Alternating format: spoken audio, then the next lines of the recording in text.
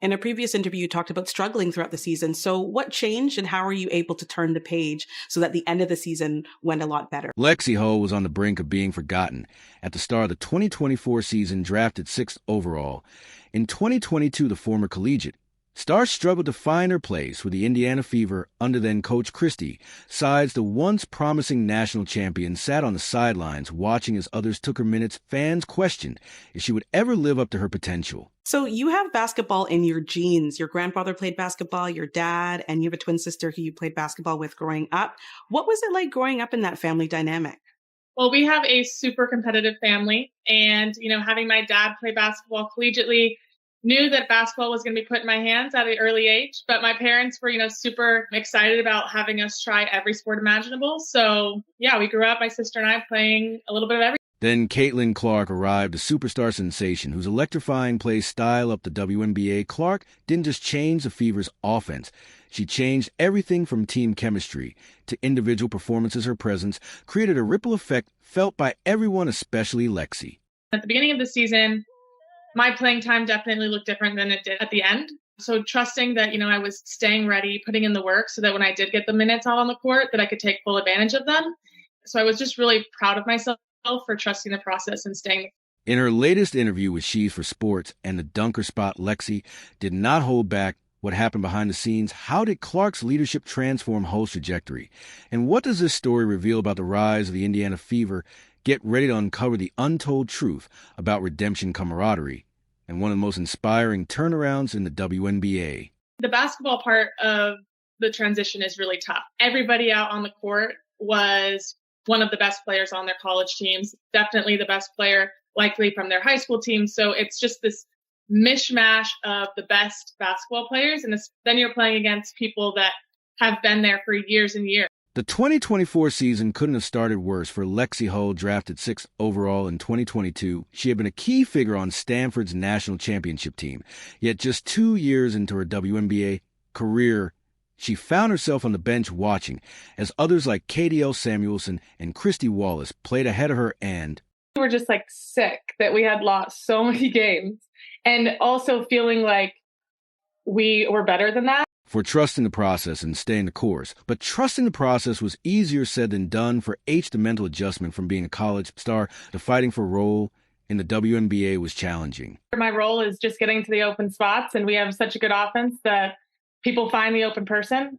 So to be that open person, you get excited. You get excited for the opportunity to shoot and score and be part of the, the momentum. The Fever were also struggling as a team opening the season with a dismal 1-win, 8-loss records. Fans were growing impatient, and the locker room felt the tension. I think it's really fun because they garner so much attention, obviously, from the other team's defense. So then it allows criticism of the team's rotations, defensive lapses, coaching, and lack of chemistry dominated headlines, leaving players to navigate a storm of doubt and frustration. The other players, me included, to make cuts, make reads, and they're really good at finding, those openings and giving the ball up when it's needed and finding the better shot. So it's really fun, and I feel really lucky to get to play. She poured herself into practice, refining her cutting and shooting to capitalize on any opportunity that might come her way. Hull also credited her teammates for keeping her inspired. I definitely got passes and tried to finish when I wasn't expecting to get the ball. So now it's okay, every cut I have, every cut I make, every fast break I run, I have a real opportunity to get the ball, which definitely took me a second. And I think it really just took one of those to really get my head around oh, she's all the way down at the other end of the floor and she could still make the pass to me down at the block at this end. So, it's been awesome. Caitlin Clark, the phenom, whose arrival was nothing short of seismic for the Indiana Fever, known for her jaw-dropping highlights and fiery competitiveness. Clark stepped into a locker room desperate for a spark. And spark it she did from the moment Clark joined the team. The atmosphere changed. Fans were buzzing, ticket sales surged, and practices became electric. It's so fun to be able to know that you're not just cutting to cut, knowing that you're cutting with the possibility of actually making a really cool play. So that makes it that much more worthwhile. We play against guys in practice, Hull said, laughing. If they're not winning, Caitlin's going to do everything she can to make sure they're competing. That energy wasn't just for show. It carried over into games where her ability to see plays unfold before they happened left defenders Scrambling, I mean. She sees the game at a bigger scale, obviously with the platform that she's created for herself, and then that's transitioned to the game. It's huge. And I think like for me, especially as a point guard and as someone that's delivering a lot of the passes that lead to shots, like if I miss, she's definitely going to say like, you got the next one. Like I can count on her for keeping me like confident and positive. So yeah, I think that shows the player that she is and the leader she is as a point.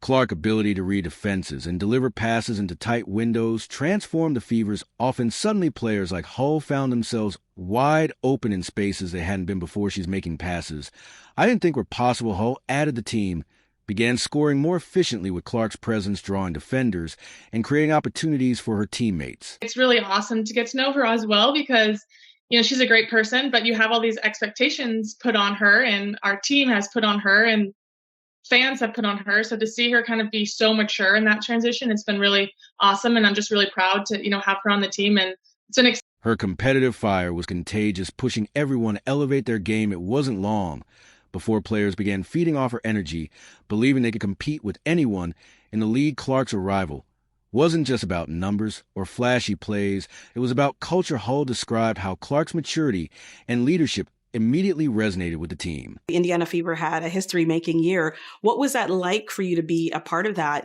Really grateful for the opportunity to not only play in the WNBA, but to be on a team like the Indiana Fever. I've seen so much growth, not only on the team side, how we're performing on the court, but also the growth in fans. I mean, on the road, it felt like home games. We're playing in sold-out arenas that we have not played in the last 2 years before that. So, I mean, it's just really exciting.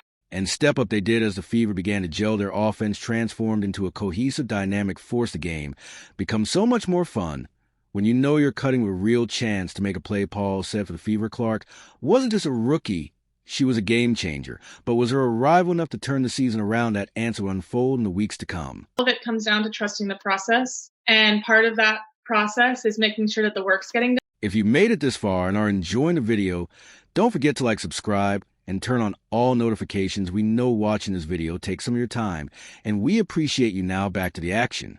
I think one thing that our coaches did during that break, I mean, we had a full month of practice pretty much during the Olympic break, and they would put up every day after practice our shooting percentages from 2s and 3s during drills, during scrimmages, during everything. And I think that helped me because some people will probably it's so annoying, whatever, but I personally like. The Fever's journey from chaos to chemistry didn't happen overnight. The turning point came not in a game, but in the work they put in during practices. Hull described intense scrimmages where Clark's competitiveness raised the stakes. If something wasn't working, Caitlin wasn't afraid to push us to fix it. Paul recalled her energy was contagious, and we knew we had to match it. Coaches began to notice the team's growing resilience. The Fever's practices were no longer just drills, they were battles, and from those battles, a team identity began to emerge. For Hull, the shift was personal as well as collective.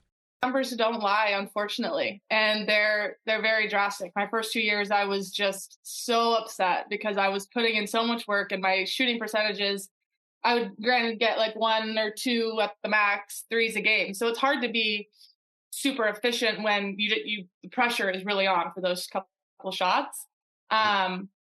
But the numbers don't lie. So it really allows you to look at improvements and really shoot for goals and keep yourself accountable. Paul focused on perfecting her cuts and improving her shooting consistency during the Olympic break. We had a full month of practice. She explained seeing my percentages improve gave me the confidence I needed. All of these people were supporting me this whole time, and I didn't know that they were supporting me until that moment. So you kind of forget that there's these people behind the scenes until they come out of the woodwork and say I've been following along this whole time. I'm so proud of you. And that just feels so good to know that there's, such a community behind everybody on our team, even when you don't hear it every day. By the time the second half of the season rolled around, Hull was no longer just a bench player. She was an integral part of the team's offense. Clark's arrival was instrumental in Hull's resurgence. Her ability to draw defenders created opportunities for Hull to thrive. Kelsey and Caitlin draw so much attention, Hull explained, that opens up lanes to players like me make cuts and find openings. Hull began to see the results of her hard work on the court. Her shooting percentages climbed, and she made key plays in crucial moments, helping the Fever gain momentum. Started swapping outfits. So where did that idea come from? Our styles are so drastically different.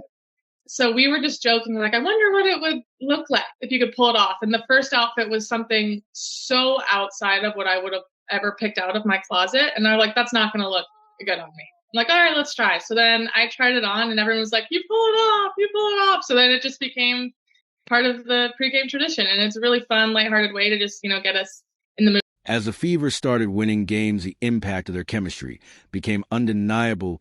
We never turn on each other. Hull shared that mindset, that unity. That's what got us through those tough times. Fans took notice, packing arenas and flooding social media. With support, the Fever, once a struggling team, had become playoff contenders. Hull spoke about the atmosphere in pack arenas, playing in front of a sold-out crowd at home, gave us energy we hadn't felt in years. It's hard to describe how much that means. Social media buzz grew as Fever fans rallied around the team, creating a renewed sense of pride in Indianapolis. Walking through the grocery store in Indianapolis and trying to just go get some groceries and someone fist bumps me and says, "Go Fever." That's just a really cool environment. And it shows, the dedication of the fans and the fandom in the city. So that part's been awesome. Their transformation wasn't just a comeback story. It was a statement, with Clark leading the charge and Hull finding her stride. The Fever didn't just make the playoffs. They were aiming to redefine what the team could achieve. The question now was how far they could go and how long this unity could hold in the face of mounting expectations. Pros, it's pretty obvious. We have people filling the stands. We have people cheering. We have people so excited for the individual success of the teams, but also the league as well as the players. So there's so many more eyes on the game. The Fever's rise wasn't just fell on the court. It also transformed their lives, offered for players like Lexie Hull. The newfound fame brought both excitement and unexpected challenges. Suddenly, grocery store runs in Indianapolis turned into many meet and greets. It's hard. It's easy to say, don't read it. But everybody does a little bit. And I think it's having that support system to help keep you on track. But the pressure of being in the spotlight wasn't always lighthearted, with packed arenas and social media buzzing. After every game, the Fever players found themselves navigating the double-edged sword of fame. The biggest thing is finding people to kind of get you out of that cycle and get you to thinking about the positive things you did, even though a lot of times people online aren't talking about the positive things. Social media in particular proved to be a unique challenge for her, and her teammates. The constant stream of feedback was both motivating and overwhelming. The fact that people are talking about the WNBA, people are tuning in to our games, that's what we want to hear, and that's only going to get us farther as we go on. Yet even with this approach, the emotional toll of fame was real. Hull described moments of self-doubt, especially after tough losses. It's part of the job. But it's not easy. Despite these challenges, the Fever lean on each other to stay grounded. The team build a culture of support and accountability, shielding one another from outside noise. I think it's moving in a good direction. I think that it's because it's more competitive and there's more eyes on it. The pool of coaches that we can choose from, I think, will only get bigger and bigger. I think we're going to have great coaches coming up, and just excited to see, what those eras look like. It's unpredictable at this point, but excited to, talk about it in a year from now. The locker room became a safe space where the focus was on growth and camaraderie rather than external pressures. Through it all, the Fever learned to embrace the spotlight without losing their identity. For Hull and her teammates, the season was about more than just basketball. It was about learning to thrive in a world where the stakes were higher than